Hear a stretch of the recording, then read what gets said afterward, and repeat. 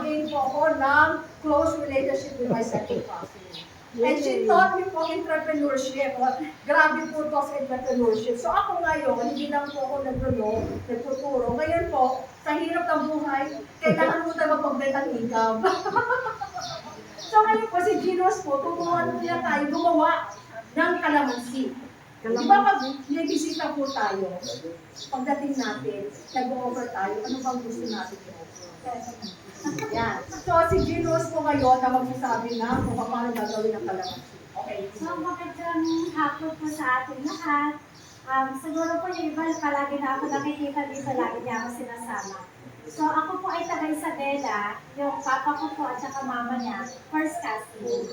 So with me is my husband, he is from Calbayog City, Samar. Taga Samar po. So waray-waray. Yeah. So for today po, gagawa po tayo ng masustansyang drinks. So kung meron po kayong bisita sa bahay po ninyo, ano po yung usual po na ino-offer nyo kagad? Tubig, kape. So ngayon po, magbibigay po kami ng option na drinks po na sa tingin po ninyo na traditional way, napakahirap po, mahirap po i-prepare. Pero with Thermomix po, gagawa po tayo in just seconds lang at masustansya po. So, kung mag-prepare po kayo ng kalamansi, paano nyo po ginagawa pala? Pinipiga. Pinipiga, hinihiwa. So, mga ilang minuto po, mga 20 minutes, kasi pipigayin mo pa yun, all done. Oo. So, ngayon po, isang feature po ng ating kitchen robot is the turbo mode. Okay? So, kung makikita po ninyo, ganito po yung itsura niya. So, sa loob, meron po siyang blade. Yung blade po dito, it's made of Solingen. So, since po sa Parang gamit po singer sa yun. aeroplano, Sewing machine. Sewing. Made from Solingen blade. Solid. High grade po na bakal. This one naman po, it's stainless steel. So ngayon po, gagamitin po natin muna yung scale. So isang function din po ito ng Thermomix po yung scale. So gagamit po tayo ng rock sugar. So this is more healthy. But you can use po other form of sugar po. Pwede rin po honey, pwede naman granulated sugar. But this one, for the purpose lang po ng demo natin para makita ninyo po yung lakas po ng turbo mode niya. So gagamit po tayo ng mga 100 grams.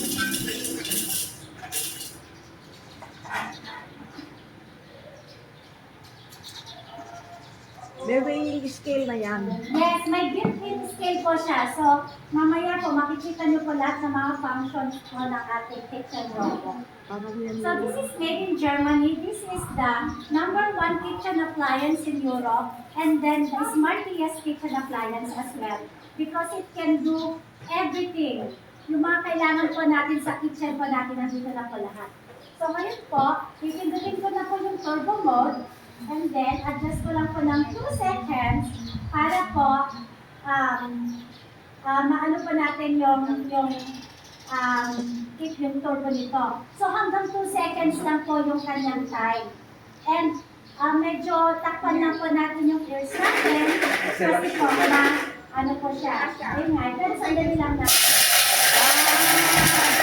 Tapos na po yung 2 seconds natin. Anong pangalan niyang sound na yan? Pwede isa pa po.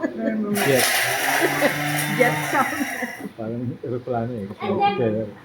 And then ito lang po yung function na hindi pa siya mag-open kung hindi niyo po pipindutin yung home button po. So, mag-open na po.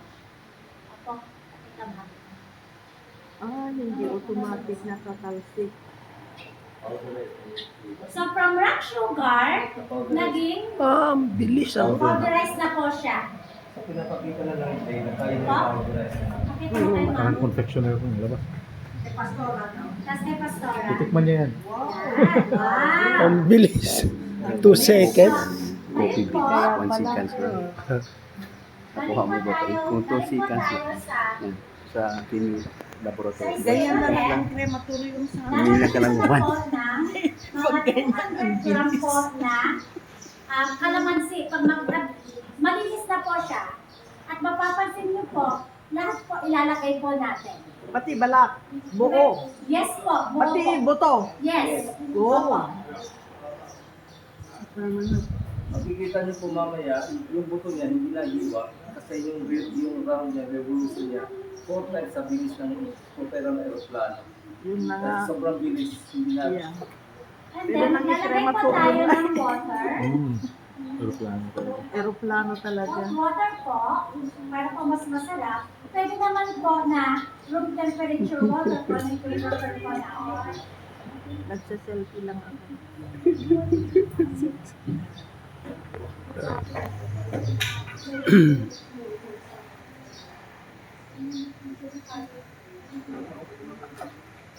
So, babalik po ako sa turbo mode. Turbo. At sa isang segundo po, meron po tayong kalamansi. Tapos na po siyang gumawa ng juice, pero ako hindi pa po tapos magsalita. Kumanta ka na lang muna. Sige, sabayan mo. Para malaman natin. Bilis, ano? Happy birthday. Ay, wala pa. Tapos Ito na. po. Amuyin niyo po. Ito po.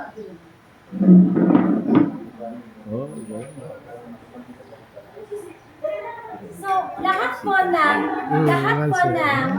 ng nutrients po. Pero bakit yung balat hindi na... Ano? Yes po, that's the power po of the turbo kasi 1 second lang po siya. So ngayon po, ang kagandahan po nito, ang nutrients po, essential oils po ng kalamansi na kukuha din po natin. So meron din tayong another accessory. Ito po yung tinatawag namin simmering basket. This will act as the pangsara.